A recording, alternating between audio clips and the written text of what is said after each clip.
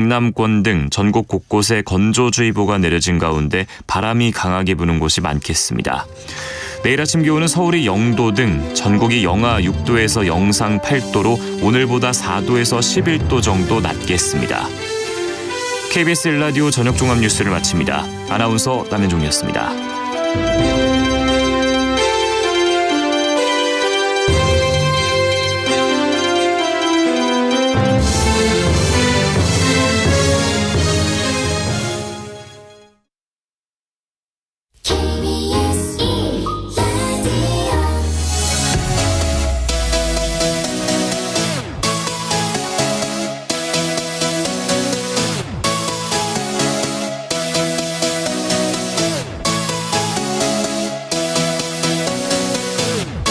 KBS 열린 토론.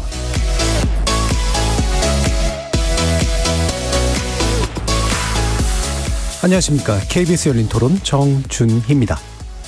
벤처기업이나 스타트업들이 주로 이제 돈을 맡겨놨다가 뱅크런이라고 하나요? 그런 사태가 있어가지고 결국 여기 일어났는데 사실 급격한 금리 인상으로 해서 이런 사태가 일어났잖아요. 더 이상 올릴 수 있을까요? 그냥 일단은 저는 외국계 회사 다니고 있거든요. 미국 그쪽에 있는 회사라서 주식이 떨어질까봐 일단 그게 일단 제일 먼저 와닿았고, 이게 이렇게 되면 미국 경기가 나빠질 게 뻔하니까 한국 경기도 영향을 받을 거다라는 생각 때문에 심각하게 보기는 했죠. 고금리 될 수가 알았을 거 아니에요. 그 사람들은 자기 자산 운용을 잘못한 거죠. 단기로 운용했어야죠. 장기로 이렇게 롱텀 본드를 사가지고 운영하는 거는 금리가 올라가면 당연히 손해날 거 아는데 잘못한 거죠. 우리나라에 영향이 있을까 봐 그게 좀 걱정인 거죠. 어떤 여파가 올지 모른다는 그 불확실성이 좀 걱정되는 거죠. 미국 정부에서 나서서 뭐 수습한다고 하는데 좀 지켜봐야 될 것 같다. 파급이 더 이상은 안 되게끔 뭐 수습하려는 것 같고. 지금도 사실 힘들잖아요. 거리에서 만나본 시민들의 목소리 어떻게 들으셨습니까?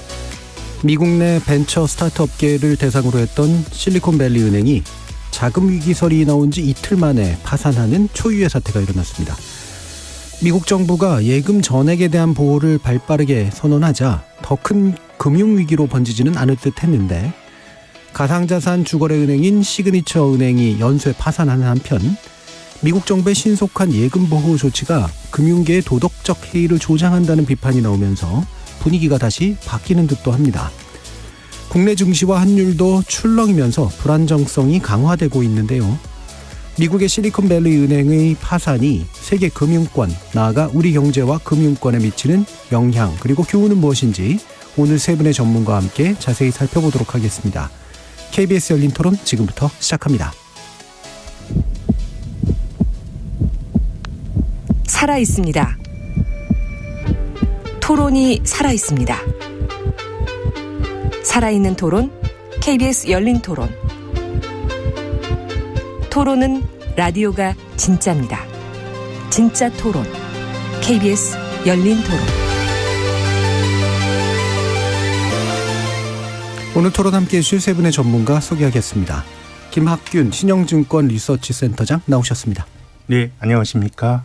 이정환 한양대 경제금융학부 교수 자리해 주셨습니다. 네, 안녕하십니까. 차영주 YG경제연구소장 나오셨습니다. 예, 안녕하십니까. 저희 열린 토론 문자로 참여하실 분은 샵 9730으로 의견 남겨주시면 됩니다. 단문은 50원, 장문은 100원의 정보 이용료가 붙습니다. KBS 모바일 콩과 유튜브를 통해서 무료로 참여하실 수 있고요. 모바일 콩을 통해서는 보이는 라디오로도 만나실 수 있습니다.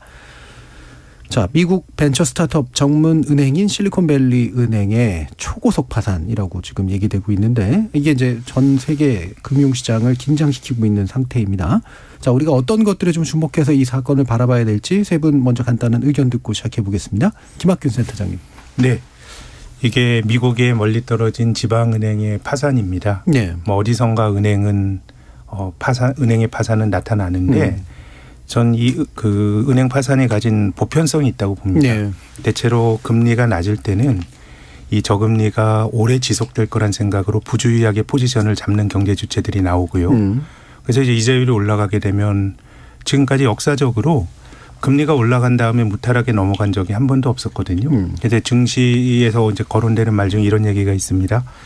이 수영장에 물이 빠져봐야 네. 누가 수영복을 입고 헤엄쳤는지 아무것도 아니고 알 수 있다는 건데, 그렇게 보면 과연 그 저금리하에서 부주의하게 자산을 운영했던 게 실리콘밸리 은행만 있을 거냐? 예. 좀 그건 아니라고 봅니다. 뭐 한국의 부동산 또 최근에 지금 들어오기 전에 보니까 스위스의 큰 은행이죠.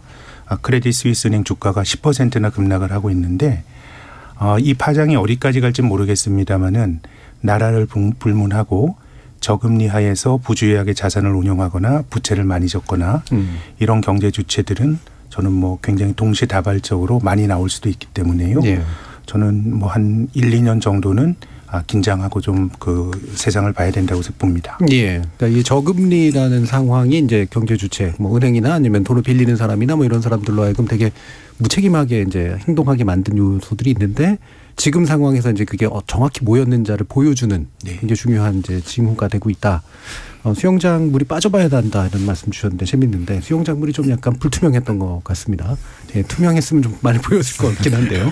예. 이정환 교수님 한번 말씀 들어보죠. 예, 김 센터장님께서 사실은 이 역사 왜 이렇게 일어나는지 잘 말씀해 주셨는데 이제 사실 보자면 이제 앞으로 어떻게 될까도 사실 굉장히 중요한 이슈이긴 합니다. 뭐 2, 3년 동안 지켜보자라고 말씀드렸는데 지금 시장에서 가장 크게 뭐 여기는 것은 뭐 제 생각으로는 불확실성이거든요. 예. 어제 나스닥 주가가 꽤 많이 올랐죠. 미국이 CPI 지수가 예측대로 나왔다는 뉴스가 오르자마자 이게 나스닥 지수도 오르고 또 이제 어떤 은행이 또 망한다라고 소문나면 당연히 떨어지고 네네. 시장이 굉장히 불확실성이 굉장히 많이 퍼져 있는데 이게 뭐 학문적 용어는 아니지만 공포라고도 이야기합니다. 이게 시장의 불확실성이 커지면 사람들이 자기 돈이 늘 중요하기 때문에 자기 돈이 어떻게 될지 모르고 이에 따라서 급작스런 투매나 혹은 뭐 메이비 이게 가능한 시점이기 때문에 굉장한 불확실성이 있고요. 이런 상황에서 시장의 뱅크런이 몇 개가 더 이제 확산이 된다든지 하면은 아마 큰 이슈가 될 거고 이게 뭐 사실은 아까 말씀하신 대로 그러니까 지역의 은행이 부실하게 된 거고 앞으로도 뭐 크게 이제 지역 사태에서 크게 더 확장되지는 않을 거다라고 예측은 하고 있지만 이제 심리란 것이 결국 무섭거든요. 이게 또 아까 크레딧 스위스 같은 데는 전통에 굉장히 큰 유럽에서 큰 은행이기 때문에 여기가 혹시 문제가 나서 뭐 구제금융에 들어가게 된다든지 하면은 외환 시장도 요동을 칠 수가 있고 전 세계적으로 크레딧 스위스는 뭐 지정이 많기 때문에 각국에 또 영향을 줄 수가 있는 현상이라고 보시면 될 것 같습니다. 그래서 앞으로 중장기적 효과도 분명히 있을 거지만 지금과 같이 흔히 말하는 경제 정책에 대한 불확실성, 금리가 빠르게 올라갔는데 이번 사태로 인해서 금리가 좀 떨어지지 않을까 했는데 어제 또 주가 반응을 보니까 또 금리가 오를 것 같기도 하고 오늘 사실 국고채 금리 같은 게 조금 올라갔거든요. 이런 굉장히 불확실한 상황에서 사람들의 공포감은 굉장히 커져 있고요. 이 상태에서 만약 또 흔히 말하는 뱅크런들이 또 몇 개 발생한다라고 하면은 특히 크레딧 스위스 같은 데서 뱅크런이 발생한다라고 그러면 상당한 뭐 심적인 충격이 되고 자산 시장에는 꽤나 큰 요동이 치지 않을까 뭐 이렇게 생각할 수 있을 것 같습니다. 예. 전반적으로 불안정성 내지 불확정성이 큰 시장이라 공포 심리가 당분간 좀 지배하면서 생기는 요동치는 형태가 될 것 같다. 자, 차영주 소장님. 예, 가장 중요한 건 저도 심리라고 보는데 심리도 두 가지로 구분해서 봐야 된다라고 생각을 합니다. 일단 미국 내에서 은행에 예금하고 계신 분들에 대한 불안감. 그러니까 이게 지금 뱅크런으로 이어질 수 있는 불안감들이 있는 거죠. 실리콘밸리 같은 경우도 은행이 망하기 그러니까 이제 파산이 들어간 게 급속도로 짧은 시간 내에 뱅크런이 발생을 했기 때문에 이런 것들이 된 거 아니겠습니까? 결국 은행이라는 것이 신용으로 이루어져 있는 기관인데 신용이 무너지게 된다라면 내가 먼저 돈을 찾아야 된다라는 어떤 당위성들이 일어나게 되는 거죠. 이런 것들 때문에 이제 미국 당국이 발빠르게 움직였기 때문에 이 부분은 좀 잦아든 것 같아요. 그렇기 때문에 그 부분에 대한 파장은 조금 더 지켜봐야 될 부분이지만 문제는 이제 우리나라 국내를 필두로 한 전 세계 투자자들이 갖는 또 심리적인 요소죠.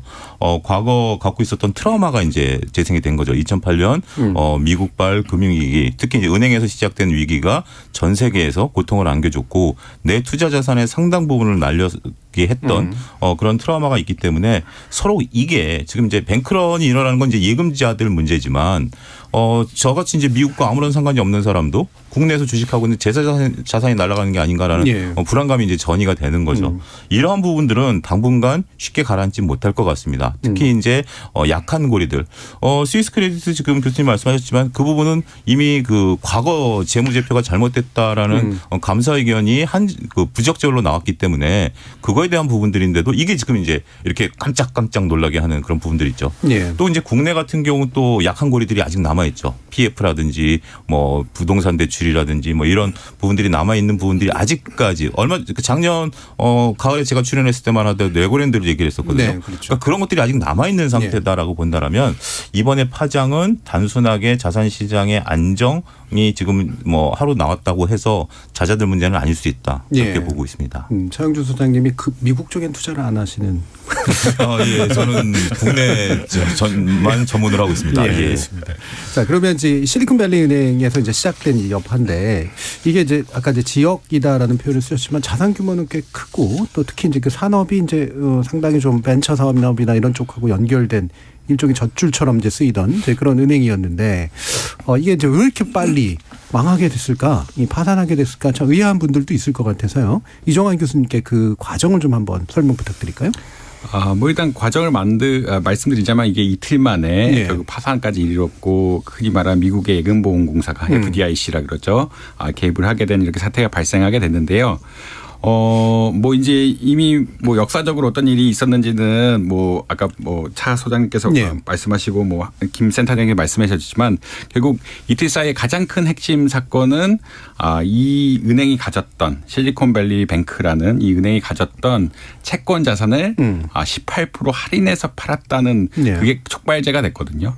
결국 은행이 어떻게 보자면 돈이 없어서 그렇게 손해를 감수하고 채권을 팔았다는 게 가장 큰 핵심이에요. 돈이 없어서 웬만하면은 이게 사실 만기까지 가져가면은 손해가 나지 않는 자산인데 왜냐하면 원금을 다 회수할 수가 있고 금리란 것이 결국은 어느 시점에는 또 내려가게 될 것이기 때문에 만기까지 가져갔으면 큰 손실이 안 날 자산을 팔았다.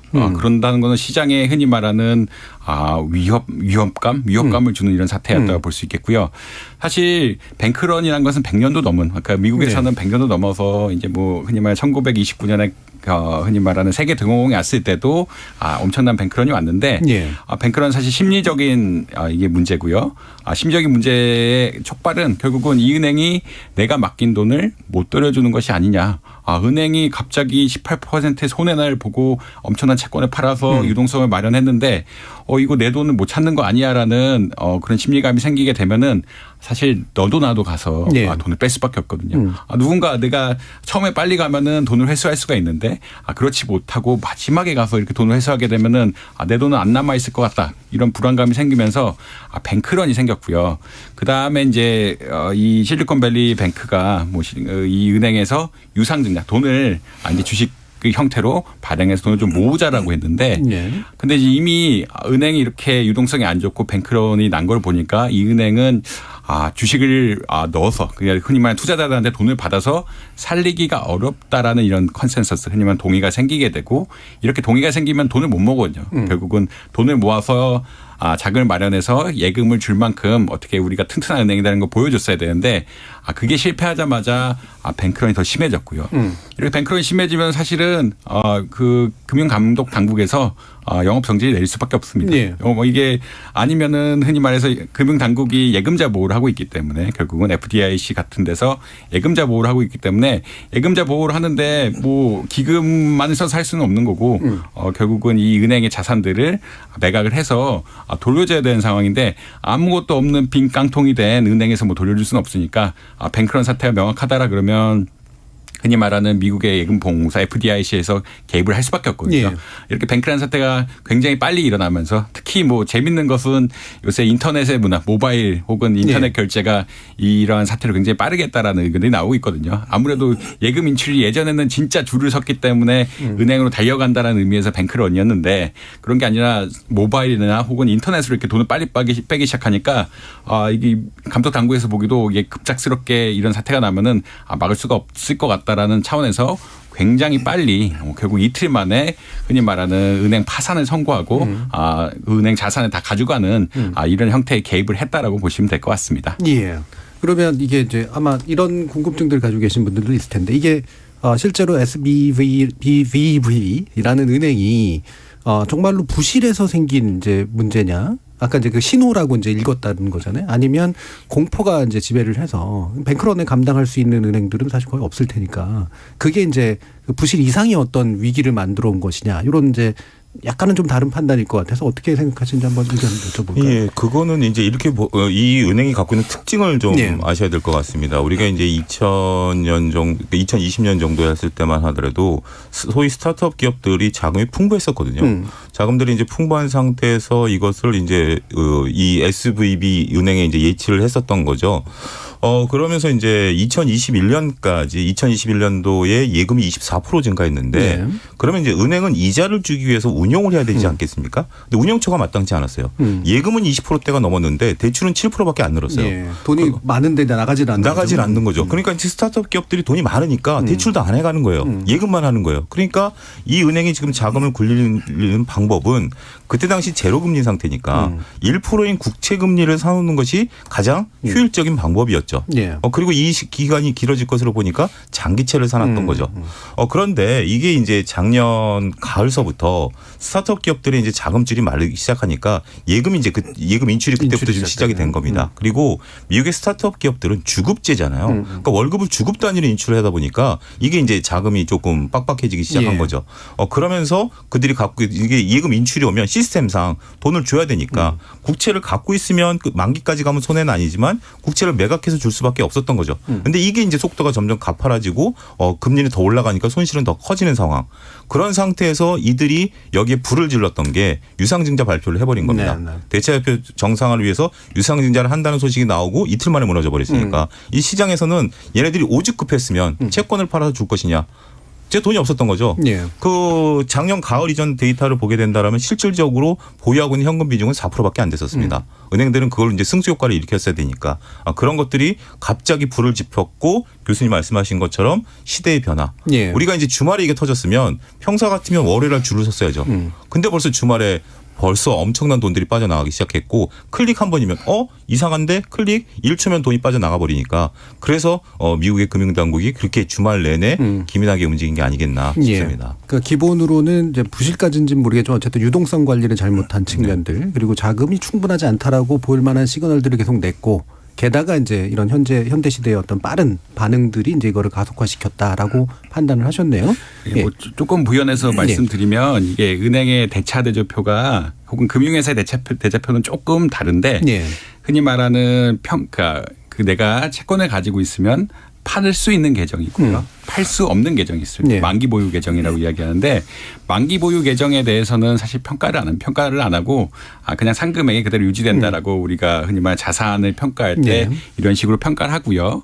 그렇지 않고 이제 판매하는 우리가 매매 가능한 채권 분류로 넣으면은 이제 판매를 안 하고 판매를 할 수가 있기 때문에 시가 평가를 하게 되는데 이제 이게 장부상에는 또 잘 안 나타나는 게 왜냐하면 사람들이 그냥 이거 우리가 뭐 괜찮으니까 매매로 하지 않고 만기 보유까지 하겠다라고 하면은 그렇게 해놓으면은 사실은 밖에서 장부를 보기에는 이 가치가 그러니까 명확히 그러니까 엄밀히 보면 이게 나오는 이슈긴 한데 엄밀히 보지 않으면 시장에 적당히 유동성이 있고 만기까지 가져가니까 뭐 자산상의 문제가 없네라고 사실 평가를 할 수도 있고 그런 거기 때문에 사실은 사실 은행 감독 당국이 조금 부실했던 게 아니냐는 이야기가 나오고 있거든요. 이게 금리 이 은행의 유동성 상태를 정확히 보고 만기 보유 채권이라고 보통 이야기하는데 만기까지 가져갈 채권들에 대해서도 평가를 명확하게 해보고 그 전에 사전에 뭔가 시장 조치를 내려야 되지 않았냐는 논의가 나오는 것이 아까 이런 말씀하신 이런 내용하고 결국은 은행 혹은 금융기관의 어떤 특징적인 성격이 반영돼서 그렇다라고 보시면 될 것 같습니다. 불안불안할 수 있었는데 이게 사전에 좀 더 일찍 파악할 수도 있었거나 이제 조치를 취할 수 있었거나. 네, 지금 이 교수님 말씀하신 것처럼요. 우리가 2008년도 소위 글로벌 금융위기 때도 미국의 은행들이 무너지는 걸 봤거든요. 근데 예를 들면 베어스턴스나 리먼 브라더스, 페니메이 그때 어려웠던 기업들은 실적이 선행적으로 좀 나빠졌습니다. 주가도 많이 떨어지고. 근데 이번에 SVB 같은 경우는 작년도에 15억 달러를 벌었습니다. 그러니까 이게 사전적인 실적으로는 좀 이것이 정말 그 유동성의 위기, 실적은 괜찮 그렇게 볼 수도 있지만 저는 운영 형태를 보면 도저히 이해를 할 수가 없습니다. 네. 어떻게 이 금리 장기 금리가 이렇게 올라가는데 아무런 이자율 수합 이런 걸 안 하고는 주식을 한쪽의 방향을 배팅한 거랑 똑같은 거거든요. 그래서 이번에도 느끼는 거지만은 우리가 우리나라에서도 은행을 막 규제하는 얘기들이 많이 나와서 은행에 대한 규제를 어디까지 해야 되냐는 논란이 많은데 예. 뭐 기본적으로는 이제 금융업이 위험한 것은 뭐 삼성전자 아니면 현대차 이런 제조업은 주주들이 사업 미천을 대고요. 또 외부 채권자들이 돼서 대략 뭐 주주들이 된 사업 미천인 자기 자본과 외부에서 빌린 부채가 비슷합니다. 근데 이제 금융업은 거의 전적으로 그 손님들의 돈을 가지고 하는 거거든요. 이게 다 부채이죠. 예. 그렇기 때문에 사람들의 심리가 바뀌어서 믿고 뒀다 그걸 빼내면은 바로 이제 망가지는데 그렇게 본다라면은 지금 우리가 재무제표로 보면 이 기업이 멀쩡했지만 이걸 조금 뜯어놓고 보면 그것이 만기 보유증권이라고 하더라도 금리가 이렇게 올라가는데 장기 국채를 들고 있다는 거는 저는 말이 안 되는 행동을 했다고 생각하거든요. 예, 예. 그래서 저는 금융당국의 어떤 그 감독의 문제 이런 것도 저는 짚어야 된다고 생각을 합니다. 예, 알겠습니다. 이게 뭐 자기 자본이라든가 아니면 토대가 좀 부실부실할 수도 있었는데 그걸 제대로 들여다 보지 못한 면들이 분명히 좀 있었던 것 같다라고 해주셔서 이 뒤에서 이제 이런 것들로부터 우리가 뭘 배워야 될까라는 부분 좀 더 짚어보도록 하고요. 게다가 이제 다른 은행들이 이제 파산하고 있는 모습들이 좀 나오고 있잖아요. 그래서 이른바 연쇄 파산들이 시작되는 것이냐. 라는 그런 얘기가 나와서요. 시그니처 은행이나 실버게이트 은행까지요. 일주일 내 미국의 3개 은행이 파산했다고 합니다. 정상적인 것이냐 비정상적인 것이냐. 이정현 교수님. 이게 실버게이트 은행 그리고 실리콘밸리 뱅크 뭐 시그니처 은행이 특징적인 게 하나가 있죠. 예. 뭐 특히 두 개라고 큰 틀에서 하나라고 말씀드릴 수 있는데 실버게이트 은행하고 시그니처 은행은 흔히 말하는 코인 투자를 할 수 있는 우리가 은행이라고 네. 사실 많이 인지를 했고요. 그다음 실리콘밸리 은행은 흔히 말하는 벤처 투자를 많이 하는 이런 것이라고 얘기를 했습니다. 사실 뭐 가상자산이라든지 이런 거 처음에는 결국은 뭐 화폐로 쓰일 수 있다라는 이야기를 많이 했지만 뭐 비트코인이 그런 가능성이 점차 실험에 약간 실패하면서 그런 것보다는 약간 기술주적 의미가 많아졌다고 볼 수 있거든요. 예. 이렇게 기술주적 의미가 많아졌다는 거는 금리가 올라가게 되면은 아무래도 기술주란 것은 지금 돈을 못 벌지만 나중에는 많은 가치를 갖다 줄 거다라는 이런 기대가 있고 그 중간 과정에서 많은 투자가 필요할 것이라는 사람들의 생각이 있는데 이제 투자를 하려다 보니까 금리가 높아지면 사실 투자를 못 하는 거거든요. 예. 투자도 못 하게 되고 돈이 언제 나올지는 이제 사실 불투명해지면서 금리 인상기에는 사실은 가장 손해를 많이 보는 기업들이 이런 기술주 같은 성장주 라고 보실 수 있겠고요. 코인이나 벤처나 사실 그런 맥락이라고 보시면 되는데 결국은 앞으로도 장기 투자가 많이 필요하고 이 장기 투자 실적이 날아가면 한참 걸리는데 이제 금리가 한참 많이 올라가서 그리고 자꾸 파월 의장은 금리를 한동안 낮추지 않을 거야. 뭐 장기간 인플레이션 잡을 때까지 낮추지 않을 거야. 이런 기대감을 심어준 상태니까 결국은 가치가 굉장히 많이 떨어지게 되고요. 예. 이렇게 가치가 많이 떨어지게 되면은 사실은 흔히 말하는 자산 사이드에 문제가 하나 생기고요. 모두 투자 기회에서 문제가 하나 생기는 거고, 그리고 투자 기회에서 문제가 생기면은 사실 예금이라고 하죠. 예금도 줄어들게 됩니다. 예. 예금이 은행이 젖줄인데 사실은 돈을 모아서 계속 쌓아야 투자도 해주고 나중에 다른 돈이 필요한 사람들한테 돈을 줄 수가 있는데 예금도 계속 축소가 되고요. 특히 이제 실리콘밸리 은행 같은 경우에는 예금주도 벤처들이 많았다라고 이야기하거든요. 벤처가 많았다는 얘기는 벤처가 어려워지면은 자산도 줄지만 흔히 말하는 저축도 굉장히 많이 줄어가지고 가장 안 좋은 상황으로 갈 수 있는 이런 여건이 되었다라고 예. 보시면 될 것 같습니다. 결국은 이런 은행들의 특징은 흔히 말하는 특화은행, 뭔가 벤처에 특화됐다든지 코인에 특화됐다든지 이런 것이었고 금리에 가장 취약한 쪽이었고 이 사람들이 투자할 수 있는 기회가 줄어들자 결국은 예금도 줄어들게 되고 예. 결국은 사람들 불신이 커지죠. 투자 성과도 안 나올 것 같고 사람들 예금도 안 하는 것 같아. 그러면 이 회사의 유동성이 줄어드는 거 아니야? 그렇게 되면은 뱅크런이라는 사태가 발생할 수밖에 없고 예. 뭐 시그니처 은행은 사실은 그냥 FDIC에서 보고 이제 흔히 말하는 결정을 내린 건데 파산 결정을 내린 건데 결국 영업중지죠. 파산이라고 말씀드린 좀 그렇고 영업중지 결정을 내린 건데 이만큼 좀 흔히 말하는 대차대조표를 예. 엄밀히 보니까 아까 김 소장님 말씀하신 것처럼 센터장님 말씀하신 것처럼 엄밀히 보니까 위험했다라고 뭐 아마 인지를 하시면 될 것 같습니다. 예. 그럼 이 세 개 은행은 그러니까 뭐 약간 투자 대상이나 아니라 거래 대상은 조금씩은 다르지만 어쨌든 미래에 수익이 실현될 수 있을 만한 가능성 정도인데 현재로서는 고금리 시대 때 상당히 좀 축소될 수밖에 없어서 생긴 그런 결과들이라고 이제 판단을 하신 건데 차영주 소장님 보시기에 이게 이 은행 간 연결고리 때문은 그럼 아니라고 판단할 수 있겠네요. 예. 예, 그렇습니다. 교수님이 정확히 말씀하신 것처럼 지금 이게 전통은행이 들어가지 않았었던 영역이거든요. 그러니까 이제 우리가 이제 전통은행들 같은 경우 상당히 이제 보수적으로 운영하는 게 때로는 답답해 보이지만 이런 상황들은 그들은 이제 과거서부터 데이터들이 누적돼 있는 거고 현재 새롭게 나타난 은행들이 나름대로 그들과 경쟁을 하려고 보다 보니까 소위 틈새 시장을 노리다가 또 이런 사단이 났다 이렇게 저는 보여집니다.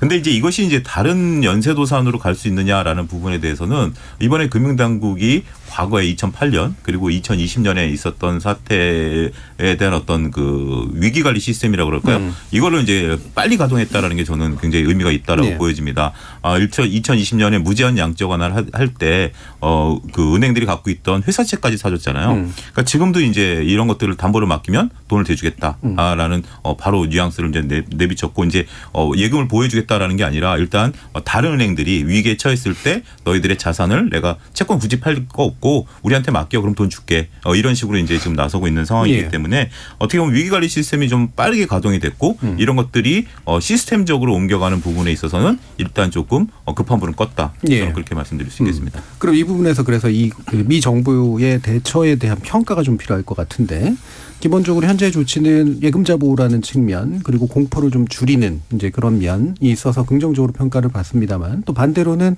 시장이 이제 부실한 영역들을 제대로 드러내서 고치지 못하게 하는 거 아니냐.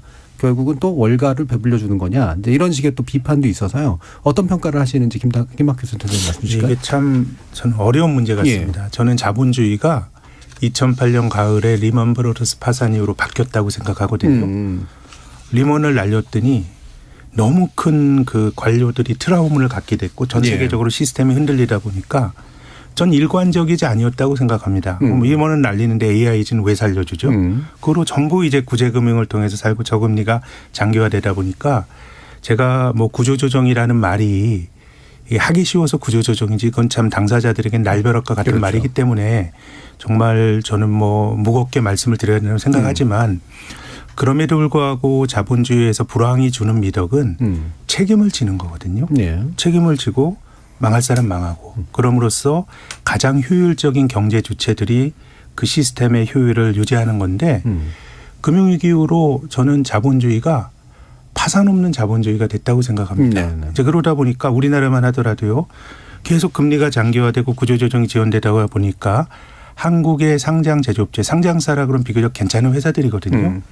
상장 제조업체의 35%가 영업이익으로 이자도 못 냅니다. 이게 최근에 금리 올라가서 나타난 이례적 현상이 아니고 이 기업의 수가 계속 늘어나고 있거든요. 그런 점에서 보면 뭐 기본적으로는 은행이라고 하는 거는 신용으로 얽혀 있기 때문에 시스템 리스크가 발생하면 이건 막아야 되는데 시스템 리스크는 뭐냐면 결국은 대형 은행이 손해보는 겁니다. 어디선가 누가 빚을 못 갚고 대형 은행이 손해를 보면 대출을 회수하겠죠. 대출 안 나갑니다. 그럼 돈이 안 도는 신용경색이 발생을 합니다. 그럼 멀쩡한 기업도 도산을 하고 이런 것들이 어떻게 보면 이런 연쇄의 고리가 이제 시스템 리스크인데 이거는 막아야 되는데요. 근데 아무리 신용이란 게 연쇄작용을 한다고 하더라도 대형 은행들은 2008년 리먼 파산 이후로 시스템적으로 중요한 은행들이라고 딱 규정을 해서 자본 규제라든가 이런 거 굉장히 많이 받았습니다. 그래서 주가도 못 올랐어요. 규제를 많이 받으니까. 근데 저는 이번 일을 보면서 혹자가 뭐 그런 얘기를 했는데 파산 없는 자본주의는 지옥 없는 카톨릭과 같다 이런 얘기 했는데요. 저는 그렇게 간다고 봅니다. 그럼 그걸 갔던 게 어디냐. 일본이 그랬어요. 우리가 일본이 잃어버린 30년이라고 말하지만 일본이 한국과 같은 외환위기나 카드 위기나 아니면은 뭐 심각한 금융위기가 없었어요.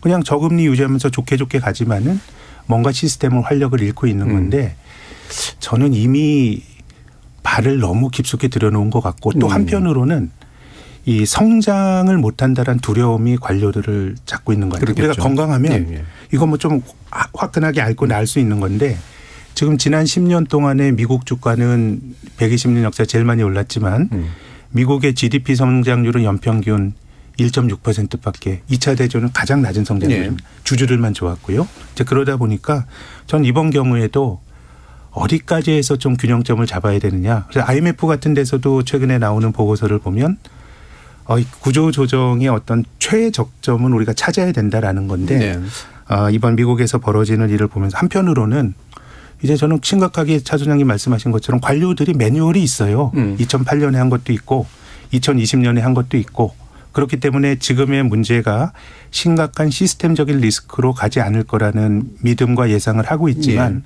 이런 식의 반복의 끝은 무엇일까라고 생각하면 결국 어디선가 계속해서 이제 부실이 쌓이고 있는 것이기 때문에 이런 현상이 바람직한가에 대해서는 또 다른 측면에서 고민이 좀 필요하다고 봅니다. 그러니까 시스템 전반에 미치는 여파를 줄이는 방식으로서는 효과적으로 자리 잡았으나 이게 시스템을 계속해서 부실화시키는 과정은 혹시 아닐까라는 의구심을 좀 가지고 계시는 것 같네요. 이종환 교수님. 예, 뭐 말씀하신 내용이 정확하고요. 그런 내용 뭐 100% 공감하고. 근데 이제 지금 상황이 조금 특수하다는 것 정도는 뭐 알려드릴 수 있을 것 같습니다. 사실 이제 미국이 금리 정책을 원활하게 쓸 수 있다 그러면 지금 상황에서 금리를 내리는 게 맞겠죠. 은행의 파산 위험이 증가한다라 그러면 당연히 금리를 내려서 은행이 가진 자산의 크기를 늘려주고 이렇게 자산의 크기를 늘려주면서 흔히 말하는 예금 맡기신 분들의 신뢰감을 높여줄 수 있는 이런 계기를 만드는 게 좋은데 지금은 인플레이션 특히 이제 글로벌 공급망 붕괴 그리고 에너지 가격 상승 등에 의해서 인플레이션이 계속 생기고 있고 흔히 말하는 미국 정부는 결국은 이런 인플레이션을 잡기 위해서 금리를 또 올리거나 최대한 안 내렸으면 인플레이션이 떨어질 때까지는 안 내렸으면 하는 이런 기대감이 있거든요. 그렇게 돼야 사실 인플레이션을 잡고 나중에 금리가 내려서 경기가 원활하게 연착륙해서 다시 상승할 수 있는 이런 무드를 만들고 이렇게 잘 해야 또 사실은 최근 중국과의 경쟁이 문제가 되는데 중국과의 경쟁이 2030년, 2050년까지 굉장히 격화될 거라고 이야기하는데 사실 미국 입장에서도 2, 3년을 허송해버리면 에너지 전환이라든지 뭐 전기차 확보 뭐 이런 여러 가지 것에 문제가 생길 수밖에 없거든요. 그래서 미국의 중장기적 플랜 안에서는 이것을 빨리 끝내야 되는데 지금 이런 사태가 발생했을 때 이걸 금리를 유지시킬 수 없는 이런 상황이 되면은 또 이게 하강기가 오면은 흔히 말해 글로벌 경쟁에서도 좀 위기감이 올 수밖에 없다. 그리고 뭐 선거에서도 문제가 생길 수밖에 없다라는 그런 거시적인 것들이 분명히 들어갔을 거라고 생각을 합니다. 그러니까 이게 사실 지역적인 이슈라고 계속 이야기를 하다가 갑작스럽게 사실은 바꿨거든요. 이런 것들은 사실 물론 이게 지역적인 이슈긴 한데 금융시장의 공포가 커지게 되면은 너무 자산시장도 혼란이 오고 금리도 또 흔히 말해서 이런 안전자산에 대한 수요가 올리면서 어떠한 또 주가가 너무 빠지고 이런 혼란이 계속 될 수밖에 없는 상황이 되거든요. 이런 것을 지금이 뭐 일반 시기였다 그러면 사실 하나 두 개 은행 뭐 일반 시기였으면 이게 오지도 않았을 거겠지만 일반 시절에 뱅크런 이런 상태가 그랬으면은 하나 정도 뭐 두 개 정도를 망하게 하고 이런 기울을 할 수 있는 흔히 말해 은행들이 지나치게 과도하고 아까 말씀한 대로 하나에 집중하여 투자하는 것들을 적절하게 규제할 수 있는 이런 계기를 마련하려고 했겠지만 지금 갑자기 사실 2020년대 들어오면서 글로벌 공급망 붕괴 그러니까 미국이랑 중국이랑 흔히 말하는 경쟁 관계가 되고 지금 경제 위기를 빨리 극복하지 않으면 미국이 또 뒤처질 수도 있고 여러 가지 이런 이슈가 있기 때문에 그리고 금리를 어느 정도는 또 유지해야 될 수밖에 없는 상황 이런 거가 있기 때문에 좀 어떻게 보면은 이런 부작용을 알고서라도 할 수밖에 없었다. 이게 지금은 예전하고 좀 경제가 많이 바뀌었다라는 걸 조금 뭐 부차적으로 말씀드릴 수 있을 것 같습니다. 뭐 여기에 대해서 아까는 이제 차영주 소장님 기본적으로 긍정적으로 평가를 해주셨는데 뭐 약간 평가도 들으면서요. 기본적으로 지금 예상해야 될 게 과연 염주는 금리를 더 높이지 못할 것이냐. 이 부분에 대한 판단이 일단 또 필요한 것 같아서 한번 얘기를 들어보죠. 일단 뭐 지금 또 새로운 시대라는 것도 우리가 한번 좀 보셔야 될 것 같아요. 교수님 말씀하신 것처럼 예금 인출이 빨랐잖아요. 그리고 지금 이 루머라는 게 SNS를 통해서 퍼지는 속도도 굉장히 빠르거든요. 그렇죠. 그리고 또 우리가 이제 뉴스라는 것이 정상적인 뉴스도 있지만 여기에 이제 공포감을 또 조장하는 뉴스도 있기 때문에 이 부분에 따라서 미 당국이 정말 앨런 재무장관이 주말에 기자회견을 할 정도로 상당히 기민하게 움직였다. 이 부분은 평가를 할 수 있겠지만 자 연준의 입장이 지금 이것을 상당히 곤혹스럽게 받아들일 수밖에 없을 것 같아요. 결국 연준은 이러한 상황들이 이렇게까지 발전될지는 몰랐다라고 봤겠죠. 그러니까 결국 경기가 조금 둔화되는 것은 어쩔 수 없고 고통을 감내해야 된다라고 파월 의장도 작년 내내 얘기를 했기 때문에 이것도 하나의 고통으로 봤었던 거죠. 근데 이게 은행이 파산까지 가고 나니까 과연 연준이 지금 하고 있는 물가와 고용에 대한 어떤 그냥 뭐 실물 경제가 동떨어진 얘기들이 지속될 수 있을까에 대한 어떤 의문점까지 갈 수도 있는 것을 일단 조기 진화해야 되겠죠. 자, 질문하신 대로 일단 연준은 이제 다음 주에 FOMC 회의를 합니다. 그래서 그 전만 하더라도 이제 파월 의장이 상원 청문회에서 50bp를 던졌죠. 그렇기 때문에 생각지도 그러니까 이제 시장에서는 항상 불확실성인데 25bp 할 걸로 봤었는데 50bp를 던지니까 하원에서 다음 날 말을 주워 담았어도 시장은 이제 50% 이상은 그렇게 할 거다라고 봤는데 이번 터지면서 또 갑자기 바뀐 게 이제 금리를 못 올릴 거야. 그리고 일부 월가 은행이라든지 일본계 은행에서는 오히려 금리를 내릴 수도 있어. 뭐 이런 얘기들이 좀 나왔습니다만 다시 이제 정상화되면서 지금 이제 뭐 선물이 뭐 CME 선물 지수라든지 아니면 채권 이런 것들을 보면 25bp 금리 인상. 그러니까 결국 미국이 지금 올해 한 3번 내지 4번 25bp 하는 것에 대한 정상적인 수순. 저는 그게 오히려 더 맞다라고 봅니다. 여기서 금리를 안 올려도 문제고 50bp를 하는 것은 시장에 자극을 주지만 지금 올려서 이제 5% 금리가 오고 25bp씩 한 두세 차례 해서 끝내는 정도? 그러면 시장이 바라보는 거와 연준이 바라보는 것이 일치되기 때문에 이런 것은 그냥 해프닝으로 묻힐 수가 있죠. 저는 차라리 25bp가 가장 묘수가 아니겠나 싶습니다. 어떠세요, 센터장님? 네, 저도 25bp 올릴 것 같은데요. 그러니까 따지고 보면 어쨌든 이게 금리 인상이 후폭풍인데 어느 중앙은행이 금리를 올려서 자기 경제 시스템을 망치고 싶겠습니까? 근데 이제 금리를 올리다 보면 인플레이션도 효과적으로 잡고 심각한 위기도 발생하지 않는 금리 수준. 이것은 이제 중앙은행가들이 말하는 중립금리인데 이 중립금리는 제 생각엔 현실에 존재하는 금리가 아니고 이데아예요. 그냥 그걸 찾아 나가는 거죠. 파월 의장이 작년 초에 연설에도 솔직히 말한 것처럼 우리는 어떤 생각은 갖고 있는데 그 중립금리가 우리가 어디인지 몰라. 금리를 올리다 보면 실물 경제 반응도 보고 주가처럼 경기를 선행하는 거 보면서 우리가 사후적으로 맞춰 나갈 뿐이야라고 생각을 했는데 근데 금리를 올리고 나서는 연준의 그 의중과 무관하게 탈이 안 난 적이 없었거든요. 특히 이제 눈여겨봐야 될 것은 우리가 2008년도 리먼이 2008년에 파산했는데 그 직전에도 연준이 금리를 올렸습니다. 2004년 6월부터 2006년 6월까지 금리 인상 멈춘 건 2006년 6월이었습니다. 근데 높아진 금리가 그대로 유지가 되니까 서브프라임이라고 하는 게 처음 이제 이 얘기가 된 게 2007년 8월이거든요. 뭐 BNP 파리바가 서브프라임 채권을 넣는데 돈을 못 내준다.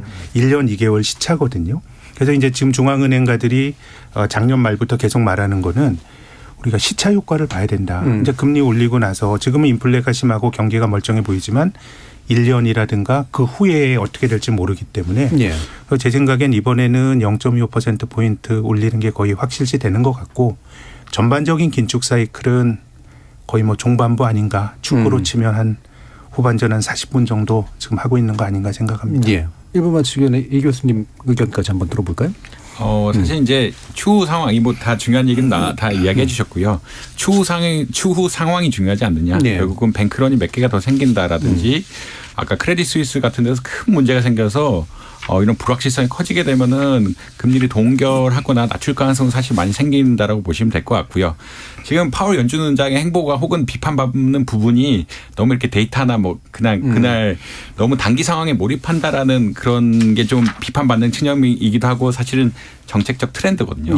그 얘기는 사실 FOMC까지 조금 시간이 남았기 때문에 그 사이에 어떤 일들이 일어나서 경제에 굉장히 불확실성을 던져준다라 그러면 금리 낮출 수도 있고요. 뭐 지금 상황대로 조금 지금은 유지하거나 0.25%포인트 올린다라는 게 사실 많은 사람들의 생각인데 이것은 아직 뭐 제 생각에는 이번 주가 하도 불확실성이 크고 이거 여러 이벤트들 아직 뱅크런이라는 이벤트들이 있고 유럽과 같은 국제 상황을 좀 봐야 되는 그런 것들이 아니냐라고 말씀드릴 수 있겠습니다. 뭐 말씀을 들으면 들을수록 이게 되게 단타로 판단을 해야 되는 상황들이 점점 커지고 있구나라는 그런 생각이 좀 드네요. 자, 일부를 통해서 지금 미국에서 벌어지고 있는 은행 파산 사태가 과연 어떤 의미를 가지고 있는 건지 좀 자세하게 짚어봤는데 청취자 여러분들이 또 보내주신 문자가 있어서 소개하고 가겠습니다. 정의진 문자 캐스터. 네, 지금까지 여러분이 보내주신 문자들 소개합니다. 김종무님. 실리콘밸리 은행 사태와 같이 예측하지 못한 위험이 발생했을 때 기축통화국도 아닌 우리나라가 별일 없이 넘어갈 수 있기를 기도할 수밖에 없지 않을까요? 7606님. 제조업이 빈약한 미국이 물가를 잡으려고 폭력적인 금리 인상으로 전 세계 시장과 경제를 괴롭히더니 이번 사태로 자신의 발목을 잡았다는 걸 알게 될 겁니다. 4736님, 미국이 예금 전액을 보호해준다고 발빠르게 대처한 것 자체가 이번 사태가 단순한 게 아니라는 걸 반증하는 것 같습니다. 서민아님, 이번 사태를 보면서 우리나라는 작년에 발생한 강원랜드발 유동성 위기가 떠올랐습니다. 그 여파가 올 가을쯤 일어나지 않을까요? 우리는 미국과 별개로 또 다른 준비가 필요한 때일 것 같습니다.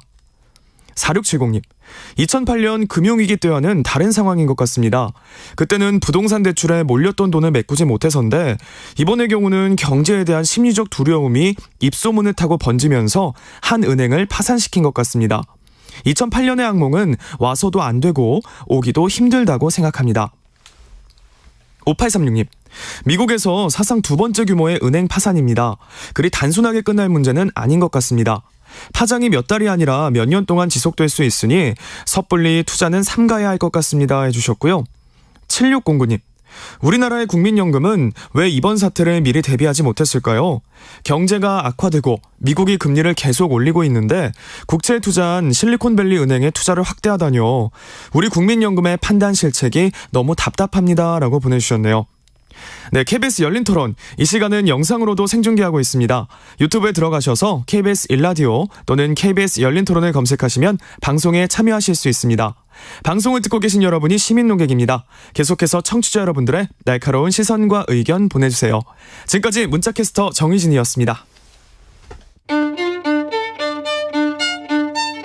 토론이 세상을 바꿀 수는 없습니다. 하지만 토론 없이 바꿀 수 있는 세상은 어디에도 없습니다.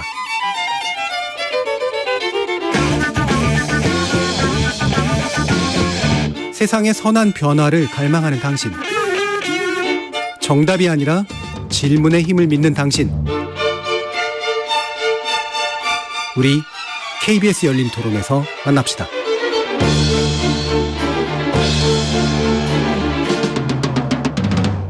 KBS 열린 토론, 미국 실리콘밸리 은행 파산의 충격과 파장 제2부, 이정환 한양대 경제금융학부 교수, 차영주 YG경제연구소장, 김학균 신영증권 리서치센터장 세 분과 함께 이것이 어떤 여파를 또 우리 금융권에 또 미칠 것인가 한번 짚어볼 텐데요.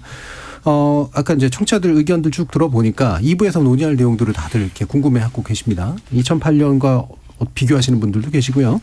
그다음에 국민연금 투자 어떡합니까? 라는 얘기하시는 분들도 계시고, 개인들 이거 지금 조심해야 될 때입니다라고 경고하시는 분들도 계셔서 그런 내용도 쭉 한번 짚어볼 텐데, 먼저 2008년 사례와 지금의 사례는 비슷하거나 같은가? 이 부분에 대한 이야기를 한번 먼저 해보죠. 차영주 선생님 어떻게 생각하십니까? 예, 일단 뭐 은행이 파산했다라는 외형은 똑같죠. 예. 그렇지만 이제 리먼 브라더스 사태는 앞서 김학균 센터장님 말씀하신 것처럼 우리가 이제 그 부동산과 관련된 이제 부실 채권들을 각 은행들이 공통되게 갖고 있었던 것들이죠. 어떻게 보면 은행 사이의 뱅크런이라고 할 수도 있을 것 같습니다. 우리가 이제 빅슛이라는 그 영화에서도 예, 보듯이 먼저 그것을 처리하기 은행들 간의 어떤 처리 경쟁들이 그렇죠. 시작이 되면서 이 금융위기가 시작이 됐다. 라고 좀 말씀을 드릴 수가 있겠죠. 그렇기 때문에 전반적으로 은행들 자체에 대한 신뢰가 이제 상실이 됐고, 이 미국 은행들이 흔들리다 보니까 미국 은행들 같은 경우 전 세계에 또 투자를 다 하고 있는 거 아니겠습니까? 자신들이 힘들어지니까 전 세계 투자해놨던 걸 또 급속도로 빨아들이기 시작했죠. 그러다 보니까 각 나라에서 자금들이 미국으로 이제 쏠리는 그런 현상들이 되면서 각 나라들, 특히 이제 신흥국들, 우리나라 같은 연결고리들이 약화되는 그런 연쇄작용들이 시간을 두고 계속해서 이루어졌다라고 말씀드릴 수가 있겠죠.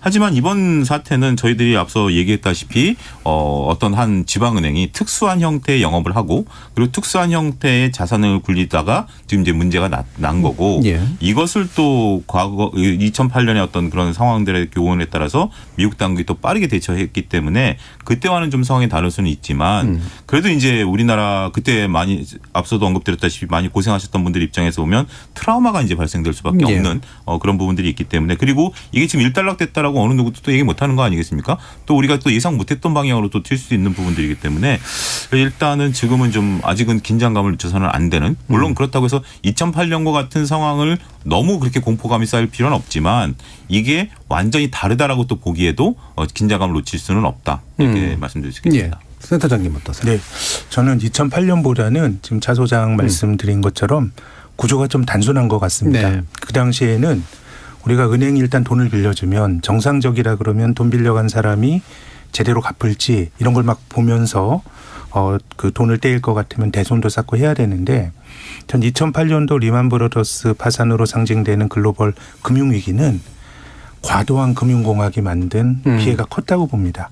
이거 일단 은행이 돈을 빌려줘요. 그럼 이걸 내가 채권 관리하는 건 아니고 이 채권을 또 누군가에게 또 팔아요. 모아서. 이걸 모아가지고 금융공학 상품을 만드는데 제가 10수년 전에 그 한 증권회사 다닐 때 홍콩에서 뭐 모기지가 들어간 상품을 한 마케터 가서 막 설명을 하는데 한 30분을 들어도 이 사람이 이거 뭘 팔고 있는 건지. 이게 뭐 저도 이렇게 모르는데 이거 도대체 누가 알고 투자하나 싶었는데 그래서 누가 얼마나 들고 있는지 이런 거 몰랐는데 지금은 비교적 구조가 단순하죠. 그렇기 때문에 뭔가 그 연결고리가 조금 그거보다 현저히 약하고 또 두 번째는 아무튼 제가 말씀드린 것처럼 관료들이 너무 이 그 파장을 저는 장기적으로 보면 두려워하는 게 좀 장기적으로 부작용이 되지 않을까 걱정할 정도로 매뉴얼이 있어요. 이렇게 되면 안 된다라는 거 있기 때문에 파장이 크진 않을 것 같고 다만 이게 저는 은행 위기만 볼 게 아니고요. 누군가 부실하게 저금리의 포지션을 잡은 사람들이 있죠. 우리가 뭐 해외 부동산 같은 거 내가 1,000만 원을 넣었는데 이제 뭐 부동산 펀드가 임대료 받아서 주다가 나중에 매각을 해서 돈을 돌려주는데 매각이 안 돼요. 그럼 1,000만 원 들어간 돈이 예를 들면 400만 원 될 수 있고 그런 식의 저금리에 산발적으로 투자됐던 것들은 저는 터질 게 굉장히 많다라고 생각이 되고요. 그리고 이번에 이제 미국도 예금자 보호를 해줬지만 주주들까지 보호해줄 그런 염치가 관료들이 없을 거예요. 이번에 실리콘밸리 뱅크도 결국은 예금자 보호는 해주지만 주주들은 재산 가치가 빵이 되는 거거든요. 그렇게 본다 그러면 투자자들에게는 가혹할 거다.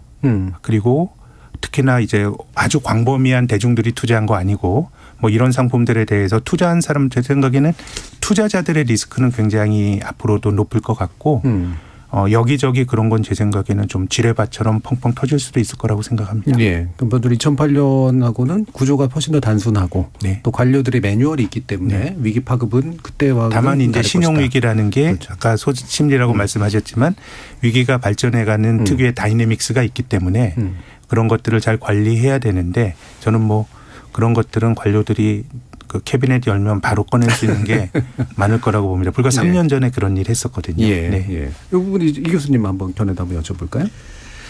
이제 사실은 말씀하신 대로 2008년 금융위기는 어떻게 보면은 그 버블이 있었다. 크게 봐서는 부동산 시장에 버블이 있고요. 부동산은 사실 담보로 많이 쓰이죠. 담보로 많이 쓰이기 때문에 담보 가치에 대한 잘못된 평가, 그에 따른 파생 상품이 이어지면서 사실은 이 부실의 금융, 한 번 잘못 평가한 것이 얼마나 이 시스템 리스크로 갈지에 대한 측정이 없었다라고 아마 생각하시면 될 것 같습니다.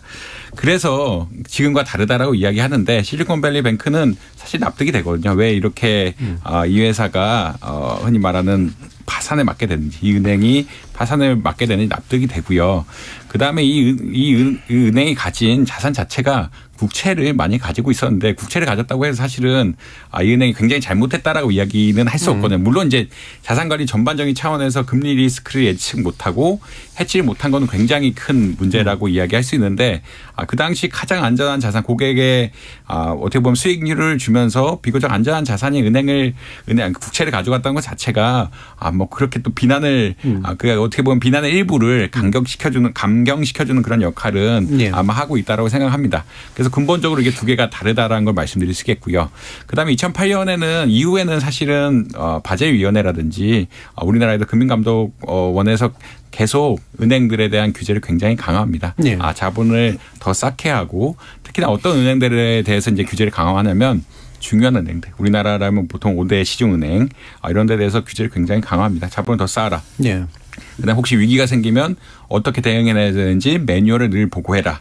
이런 식으로 굉장히 강화된 규제를 했거든요. 이렇게 강화된 규제를 했기 때문에 흔히 말하는 마지막 시스템, 그러니까 2008년 금융위기란 것은 우리가 한번 평가를 잘못한 것들이 파생 상품을 통해서 퍼져나가게 됐는데 흔히 버팀목이 될 어떤 은행이나 흔히 말하는 금융 시스템의 중요한 부분이 없었는데 지금은 아무래도 미국에도 중요 은행들은 동일하게 엄격한 자산 관리 받고 있기 때문에 뭔가 충격이 와도 흡수할 수 있는 여력이 있고 이에 따라서 굉장히 빠르게 2008년 금융위기와 같은 상황은 발생하지 않을 거다라고 많이들 예측하고 있는 상황입니다. 예. 자, 그러면 이제 우리는 어떨까? 이게 한 가지는 여파를 받아서 이제 받을 수 있는 영향도 있을 테고요. 또는 우리도 유사한 어떤 구조 때문에 생길 수 있는 문제도 있을 텐데 한번 짚어보도록 하죠. 차영규 교수님. 일단 뭐 유사한 거와 우리만 다른 부분들이 있다라고 나눌 수가 있겠습니다. 일단 유사한 거는 실리콘밸리 은행이 예금을 받아가지고 운영을 못했다라는 거죠. 그렇기 때문에 그거가 이제 국채 문제가 터진 거죠. 예. 우리도 지금 명목금리가 올라가고 있는 상태에서 특히 이제 저축은행 같은 경우는 이자를 지금 높게 부르지 않습니까? 근데 그들이 운영할 데가 없는 거예요. 네. 이자 높게 불러 돈은 모았는데. 돈을 모았는데 운영할 데가 없는 거죠. 그렇기 때문에 우리가 이제 몇 달 전에 한 지역 은행이 잘못 그 공시하는 바람에 예금이 확 몰려가지고 여기에 예금을 해지해 주세요 이런 해프닝이 벌어질 정도 아니겠습니까? 과거 저축은행들은 그걸 가지고 이제 PF라든지 이런 쪽들에 이제 하면서 금리를 맞춰줬는데 이제는 PF는 리스크가 너무 큰 거죠. 그러니까 명목금리가 올라가게 되면 은행에 오히려 역마진이 날 수 있는 거예요. 그러니까 우리가 보통 금리가 명목금리가 올라가면 예대마진이 늘어난다고 생각하는데 우리가 예금금리를 올려서 줘야 되잖아요. 근데 운용을 못하니까 역마진이 오히려 날 수도 있는 거죠. 이러한 부분들이 대형은행은 상관없지만 저축은행도 우리 상장된 회사들이 많으니까 이런 쪽들의 문제는 실리콘밸리와 흡사할 수 있다. 그 부분을 좀 말씀드릴 수가 있겠고 우리만의 문제 앞서 언급드렸던 PF 문제가 있죠. 이제 미국에서는 벤처의 어떤 문제, 코인과 관련된 문제인데 우리는 이제 이것을 제도권 내에 끌어들이지 않았었기 때문에 우리가 제도권 내에서 발생할 수 있는 문제는 부동산 PF 문제가 아직까지 레고랜드 사태 이후에 벌어지고 있다. 일부 건설사들이 지금 계속해서 이제 더 리스크가 커지고 있는 부분들이 또 아킬레스건이고 마지막 김학규 선생님이 말씀하신 것처럼 대퇴 투자에 관한 부분들은 보험사들이 지금 안고 있는 겁니다. 네. 우리가 이제 뭐 호텔이라든지 리조트라든지 이런 것들을 2020년, 21년에 막대하게 대체 투자를 진행을 했거든요. 그때 당시만 하더라도 이자가 워낙 낮으니까 우리가 이제 소위 가보지도 않은 지역에 호텔을 사거나 이런 것들이 지금 이제 거기도 부동산이 이제 떨어지다 보니까 상당히 이제 손실이 이제 나기 시작하는 거죠. 그렇기 때문에 각 금융기관별로 지금 우리가 갖고 있는 이러한 문제점들은 실리콘밸리와는 다르지만 언제든지 우리의 금융 시스템을 흔들 수 있는 문제의 잠재적인 폭탄이다. 이 점 말씀드릴 수 있겠습니다. 유사한 건 이제 자금 운용을 잘못해서 돌려줄 돈이 없는 상태가 빚어질 수 있는 측면은 유사하고 우리나라에서 또 유독 심한 건 이제 프로젝트 파이낸싱 같은처럼 이렇게 연쇄해서 이제 생길 수 있는 문제들은 또 우리가 들여다볼 필요가 있다. 그런 부분 지적해 주셨는데 이정환 교수님 어떤 부분 지적해 주세요?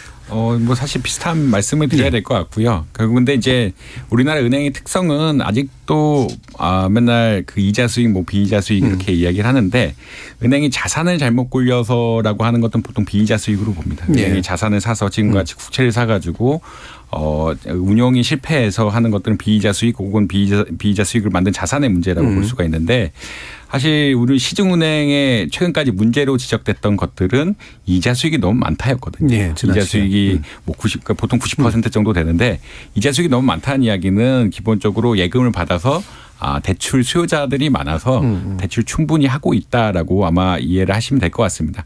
그러니까 근데 대출을 해줄 때는 보통 은행들이 자기만의 시스템을 가지고 있고 히스토리를 가지고 있고 그러니까 대출이 안 되는 경우 그러니까 대출이 예금자들한테 불안에 빠뜨리는 경우는 기업들이 연쇄 부도가 났을 때거든요. 연쇄 부도가 나면서 갑자기 예측했던 것보다 부도 확률이 커지게 되고 내가 예금한 돈을 못 받을 게 생기지 않을까라는 경우가 생길 텐데 이런 얘기는 사실 실무 사이드의 얘기죠. 기업이 보통 기업 같은 게 부도가 많이 생긴다. 이런 건 실물 사이드의 이야기라고 볼 수 있겠고요. 그다음에 많은 경우 우리나라는 변동금리를 많은 대출의 경우에서 본다 그러면 5년 거치라든지 혹은 뭐 전세 대출 같은 것들은 거의 변동금리로 다 가고 있거든요. 변동금리로 대출해 준 것 역시 이제 금리가 올라가면은 대출금리 역시 올라가기 때문에 예금금리 올리는 것만큼 대출금리 올라가게 되고 어느 정도 예대 마진을 유지할 수 있게끔 하는 그런 구조가 되었다라고 보시면 될 것 같습니다. 그렇기 때문에 우리나라가 그렇게까지 큰 피해는 없을 거다라고 많이들 이해를 하시는 분들이 많고요. 사실 이렇게 변동금리 한 것이 우리나라 대출 좀 줄이자라고 변동금리를 한 것인데 오히려 이제 지금 같은 상황에서 입장에서는 예금주를 어떻게 보면 안심시킬 수 있는 이런 기능으로 작용하는 부분도 있다. 근데 아까 말씀하신 것처럼 저축은행 같은 부동산 PF에 위험한 은행들은 조금 리스크가 있는데 저축은행은 시스템적으로 중요하지는 않다라고 봅니다. 작년에 2010년대 초반에 저축은행 부실 사태가 났을 때 또 예금보험공사에서 들어가서 많이 구제를 하고 이 금액 자체가 그렇게 크다, 규모 자체가 흔히 말하는 5대 지주, 그러니까 하나, 신한, 국민, NH, 그리고 우리의 이런 급하고 저축은행은 크기가 너무 차이가 나기 때문에 시스템 리스크로 발전할 가능성도 별로 없다라고 보시면 될 것 같습니다. 자, 그러면 김학균 센터장님께 여쭤줄 것은 방금 이제 말씀 나눈 것처럼 우리나라 은행이나 금융권이 이제 구조적으로 혹시라도 이제 생길 수 있는 약점이랄까 이런 부분과 함께 또 이제 여파로 연결돼 있는 이제 기타 금융적인 요소들, 그러니까 주가나 이제 환율 이런 식의 부분들까지 어떤 위험 요소들을 좀 보고 계신지. 저는 한국의 구조가 굉장히 안 좋다고 생각합니다. 이제 최근 10여 년 동안 많은 나라들의 총량적인 부채가 늘어난 거는 사실인데요. 미국을 예로 들면 미국은 2008년도에 그 모기지 부실이라고 하는 난리를 겪고 나서 가계가 디레버리징을 했습니다. 이제 부채 규모를 줄였고요. 이제 미국은 정부 부채가 많이 늘어난 게 문제고 한국은 뭐 논란의 여진이 있습니다만은 정부의 재정 건전성은 상대적으로 높고 기업과 그 가계 부채가 많이 늘어난 나라거든요. 그럼 이자율이 올라갔을 때 빚진 사람들이 어려움을 겪는 거는 똑같지만 민간의 신용도와 그 공공부문의 신용도가 같지 않거든요. 그래서 이제 이자율이 올라가면 한국은 이제 문제가 되는데 지금 우리가 보는 지표는 비교적 은행 연체율 같은 거 낮은데 제 생각에는 우리나라 사람들이 원리금을 중간에 갚는 게 아니고 만기 상환하기 때문에 좀 낮다고 봅니다. 내수는 미국이 훨씬 한국보다 좋은데 왜 그 나라가 연체율이 한국보다 더 높냐. 우리는 이자만 따박따박 내고 하는데 이제 그쪽은 원금까지 같이 갚다 보면은 그래서 저는 한국은 조금 보이는 연체율보다는 잠재적으로 부실화될 수 있는 영역이 조금 있는 것 같고 그래서 크게는 뭐 한국 사람들이 대부분 은행에서 그 부채 당긴 게 일부 자영업 그리고 대부분 부동산이기 때문에 이 부동산 시장의 연착륙 여부가 전체적으로 좀 중요하지 않을까라는 생각이 들고요. 그래서 뭐 한국은행에서도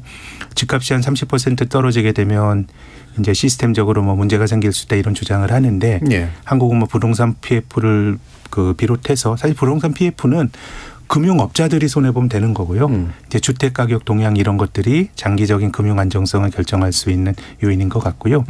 환율이나 주가는 좀 오락가락하네요. 그런데 대체로 시장이 합리적이지만 늘 합리적이지 않습니다. 예전에 2008년도 금융위기 보더라도 베어 스턴스 파산하니까 이자 끝났네 하고 2달 주가가 올랐어요. 그런데 리먼 브라더스 파산 한번 뚝 떨어졌다가 그리고 그 직후에도 이제 끝이다라고 주가가 또 오르다가 또 떨어졌기 때문에 지금 시장에서 나타나는 반응이 대단히 계산적이고 이것이 미래를 뭐 합리적으로 보여주고 있다 이렇게 생각하기 좀 힘들 것 같고 대단히 좀 유동적인 상황으로 보고요.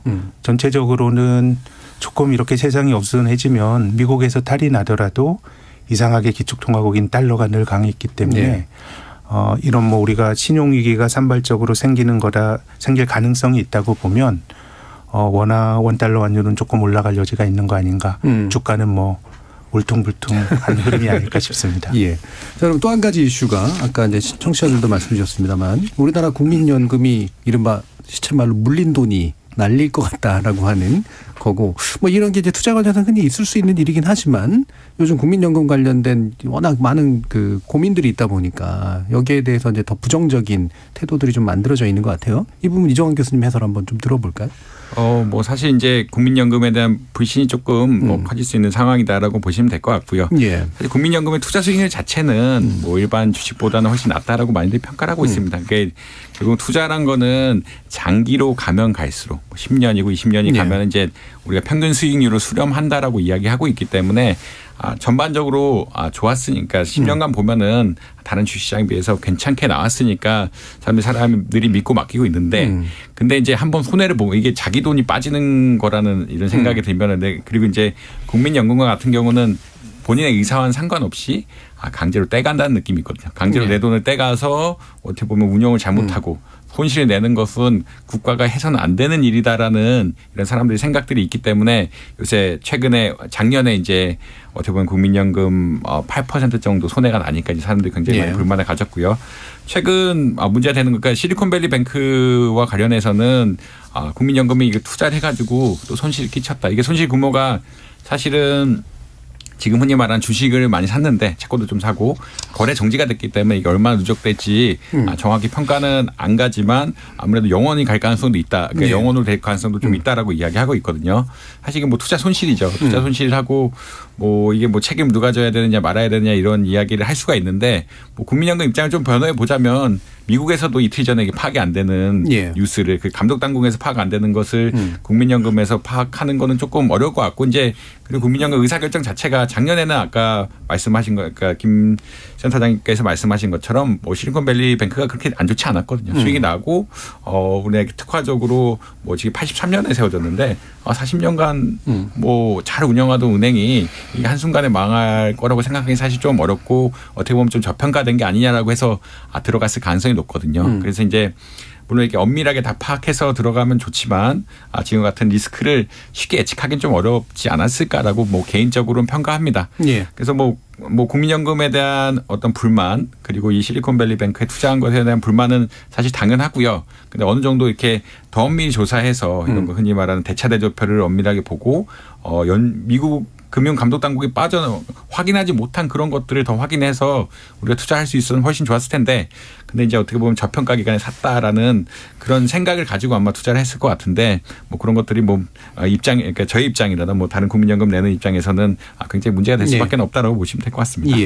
그러면 시간이 많이 남지는 않았습니다만 또 한 가지가 이제 그 개인들이 그럼 어떤 식으로 행동을 해야 되는가라는 부분하고 좀 연결된 지침 같은 걸 들어보면 좋을 것 같은데 현재 투자 성향들이나 이런 것들을 보면 안전자산 선호 현상은 나타나긴 하는데 이게 또 명확하게 또 그것만은 또 아니기도 해서요. 어떻게 보고 계시는지 차영주 선생님 말씀 한번 들어보죠. 예, 말씀하신 것처럼 뭐 안전자산 선호 현상이 나타난다라면 이제 금 같은 가격이 좀 올라가고 있고 비트코인도 이제 뭐 쇼커버링이 들어오면서 올라가는 가격도 있습니다만 또 국채 금리가 떨어지다 보니까 굳이 안전자산으로 또 몰리지 않고 오히려 주식시장도 지금 뭐 굉장히 활발하게 움직이는 부분들이 있는 부분들이다라고 말씀드릴 수가 있겠습니다.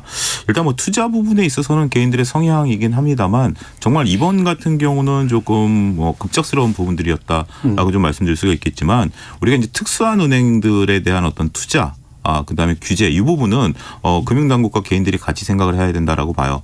우리나라도 특수한 은행 형태가 있죠. 인터넷 뱅킹을 하는 그러니까 인터넷 전문 은행 같은 경우 중금리 대출을 많이 합니다. 그러니까 이제 우리가 앞서 언급드렸다시피 시중은행들은 저금리 대출을 하고 있고 저축은행 고금리 대출인데 중금리 시장이 뛰어들었거든요. 그런데 이것은 기존에 있었던 은행들이 안 뛰어들었던 시장이에요.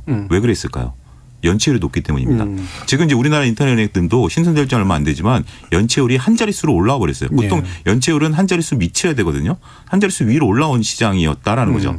이런 시장이 들어온 것은 금융당국이 더 감시를 강화해 줘야 되고 개인분들도 이런 은행과 거래한다라든지 이런 은행과의 그러니까 은행에 이제 예금을 한다라든지 거래할 때도 더 신중을 해야 된다라는 거죠. 그러니까 결국 기존의 전통은행들이 가벼워 보이고 무거워 보여도 그들 나름대로 내공이 있는 건데 그들을 무시하고 다른 쪽에 신선한 쪽으로 가게 된 데는 항상 리스크가 있다라는 것을 조금 인정하셔야 되지 않을까 싶습니다.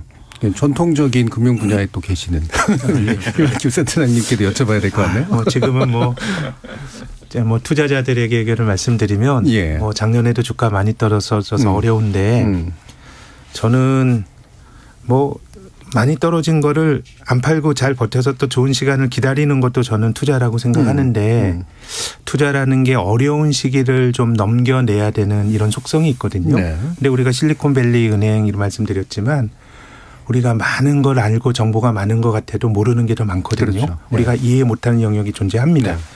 그럼에도 불구하고 우리가 앞으로 한 1, 2년 동안 해야 될 거는 재무적인 안정성. 주식 사는데 주가가 반토막이 났어요. 이제 비자발적인 장기 투자의 길로 접어들었지만 이게 뭐 지금 부채도 너무 많고 영업이익으로 이자도 커버 못하고 이런 거는 지금은 비교적 괜찮은 자산이나 비교적 불량해 보이는 자산이나 장려료 많이 떨어져 있기 때문에 지금은 일단 상황이 생각보다 조금 더 나빠졌을 때도 그 기간에 청산되지 않고 버틸 수 있는 자산들 이런 걸로 하는 게 중요할 것 같고 예. 그리고 앞서서 제가 한 1, 2년 정도는 좀 어수선할 것 같다고 말씀드렸는데 그 경험이 2007, 8년 금리 인상 멈춘 건 2006년인데 한 2년 지나서까지 탈이 났거든요. 그렇게 본다 그러면 재무적으로 좀 부실해 보이는데 이자율이 높다 그래서 덥석 사고 이런 것들은 안 좋은 것 같아요. 예. 지금은 한 2, 3년 버틸 수 있는 그것이 주식이건 뭐건 간에 내구성을 가진 자산을 좀 선택하는 게 좀 불량한 자산이라 그러면 바꾸시는 게 꼭 필요하지 않은가 조언을 드리고 싶습니다. 예, 내구성이 이제 좋은 그런 자산들을 그래도 좀 고려해 보셔라라는 말씀 주셨는데요. 이정환 교수님 혹시 이게 뭐 경고해 주시거나 뭐 지침으로 주실 부분들은 있으실까요? 뭐 크게 봐서는 한동안 불확실성의 시대가 올 거다라고 말씀드릴 수 있을 것 같습니다. 아무래도 이제 아까 잠깐 언급을 드렸는데 파월 의장이 오히려 단기적인 불확실성을 키우는 게 아니냐라는 얘기를 들을 정도로 금리 정책 같은 것들이 약간은 사실 미국 연준은 경제 정책 기관이고 경제 정책 기관은 2, 3년의 어떤 정책적인 기대 그리고 그런 것들이 효과에 대한 굉장히 강한 능력이 있다라고 보고 있는데 너무 파월 의장이 그런 것은 좀 제쳐두고 단기적으로 인플레이션 뭐 혹은 금융시장에 따라 너무 일희일비하는 게 아니냐라는 이런 사실 의견들이 나오고 있거든요. 그렇게 힘이 강한 우리 사실 지금에는 요새 뭐 속된 말로는 뭐 그 전 세계 금융시장을 좌지우지하는 파월 의장부터 약간은 지금 불확실성을 키우고 있는 상황이고 유럽발 어떻게 보면 크레딧 스위스라든지 금융은행들 특히나 미국에 비해서 또 유럽은 은행의 비중이 굉장히 큽니다. 은행의 자본 조달 기능이 크고 뭐 유럽은 벤처 캐피탈이 잘 안 되고 은행에 대한 전통적으로 지역적인 관계가 깊은 은행에 대한 역할이 크다라고 이야기하는데 이것들이 또 어떻게 파생될지 사실 또 지켜봐야 될 지점이기도 하거든요. 예. 그래서 한동안은 특히나 이제 단기간은 불확실성이 너무 커지기 때문에 섣불리 뭐가 올라간다고 해서 사거나 혹은 섣불리 뭐가 떨어진다고 해서 사는 게 뭐가 올라간다고 해서 팔고 사는 게 꼭 이게 정확한 것 같지는 않다. 이게 아까 말씀하신 것처럼 늘 이게 합리적인 것 같지만 비합리적인 반응도 굉장히 나오고 불확실성이 큰 상황에서는 비합리적인 반응이 나올 가능성이 훨씬 높기 때문에 안정적으로 가는 게 뭐 가장 타당한 선택이 아닐까 뭐 개인적으로 생각하고 있습니다. 예. 자, 그럼 이제 마무리 발언으로요. 우리 정부나 우리 당국, 정책 당국들, 개인들이 어떤 부분을 신경 쓰는 게 좋을지 한 1분 이내로 들어보도록 하죠. 차영주 소장님부터 하시죠. 일단 뭐 정부 당국이 일단은 지금 좀 많은 걸 좀 들여다봤으면 좋겠습니다. 뭐 특히 이제 금융권에 대해서 지금 이제 대통령께서도 관심을 갖고 있는 부분들이고 왜냐하면 이게 지금 이제 우리 일반인들이 대처할 수 있는 부분들은 아니거든요. 금융당국이 대처해 줘야 될 부분들에 있어서 한번 좀 점검이 필요한 시점 그리고 앞서 언급드렸던 지금 투자를 하고 있는 것들 그다음에 지금 이제 재무제표들이 잘 원활하게 모든 것들을 반영하고 있는지를 한번 좀 들여다봐 줘야 된다라고 말씀드릴 수가 있겠고 일단 지금 김학현 센터장님 말씀하신 것처럼 금리 인상에 대한 여파가 이제부터 미치기 시작하는 거예요. 그렇기 때문에 지금 자산 시장이 조금 올라왔다 해서 모든 것들을 잊어버리고 이제 금리 인상이 이제 마무리되면 모든 것이 끝났다라고 생각하는 것들이 아니라 그 여파가 이제부터 나타날 수 있기 때문에 긴장감은 여전히 유지해야 된다 이렇게 말씀드릴 수 있겠습니다. 이종환 교수님. 말씀하신 것처럼 이제 경기 하강이 들어가느냐, 뭐 경기가 남아있는 이런 것들이 굉장히 불확실성이 많고 최근 실물 경기가 굉장히 안 좋거든요. 실물 경기가 안 좋은 상황에서 은행 같은 위기가 터지면서 우리 경제에 굉장히 불확실성이 또 커지는 상황인데 전반적으로 금융당국이 해야 될 것은 안정감을 주는 것이라고 볼 수 있을 것 같고요. 사실 이런 사태가 터지면은 금융당국, 금융감독원이나 이런 데서는 스트레스 테스트 같은 거 이미 해서 결과 갖고 오라고 합니다. 2, 3일 안에 결과를 보고 있고 그렇지만 이걸 엄밀히 잘 봐서 우리나라가 시스템 리스크로 안 갈 것들에 대한 명확한 얘기를 해주고 저 국민들에 대한 안정감을 주는 게 가장 중요한 사실이 중요하게 해야 될 것이 아니냐 뭐 개인적으로 이렇게 평가하고 있습니다. 예. 김학규 센터장. 네. 저는 뭐 앞으로 세상이 시스템의 붕괴를 막으려고 온갖 노력을 다하겠지만 투자자들에겐 굉장히 가혹할 수 있다. 여기 묻어가지고 예전처럼 내가 투자했는데 그냥 시간 넘기면 돈을 벌고 이런 건 아니기 때문에 투자자들은 자기 재산을 조금 더 엄격한 기준으로 좀 고민을 많이 하셔야 될 거란 조언을 드리고 싶고 뭐 정책 당국 입장에서는 어디까지 책임을 묻고 어디까지 우리 시스템을 지킬 것이냐에 대한 잘 균형점이 필요한 것 같습니다. 무조건 여기서 아무런 반성도 없이 잘못된 경제 주체에 대한 책임도 묻지 않고 이렇게 무난하게 넘어가는 거는 이제는 저는 뭐 이게 한 5년 10년 가기 힘든 인계체 같다고 생각하거든요. 그래서 그 균형점을 우리 사회가 좀 잘 잡았으면 하는 바람이 있습니다. 예, 균형점을 잘 찾아가는 것 참 이게 아까 말씀 주셨지만 어디가 균형점인지 사실 모르죠. 맞습니다. 네. 그래서 해보고 하는 과정에서 찾아가는 것들이 좀 필요하고 그동안 또 우리가 참아주거나 지켜봐줘야 될 것들도 분명히 있는 것 같습니다.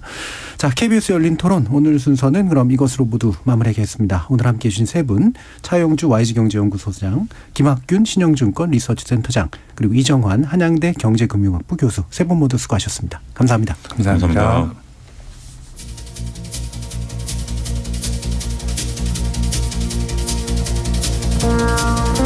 금융 경제 분야에서 신용이라는 말은 돈을 빌렸다가 갚을 의지나 능력이란 뜻도 되고요. 그의 토대를 두어서 실제 갖고 있는 돈보다 더 많은 돈을 융통시키는 것을 가리키기도 합니다. 그리고 이건 금융이라는 행위의 그 자체를 구성하기도 하죠. 서로 실시간으로 연결되어 있는 현대사회가 얼마나 불안한 신용사회인지 그리고 그걸 안정화시켜주는 사회적인 신뢰란 또 어떻게 확보돼야 하는지 다시 한번 고민해보는 시간이었습니다. 참여해주신 시민논객 여러분 감사합니다. 지금까지 KBS 열린 토론 정준이었습니다.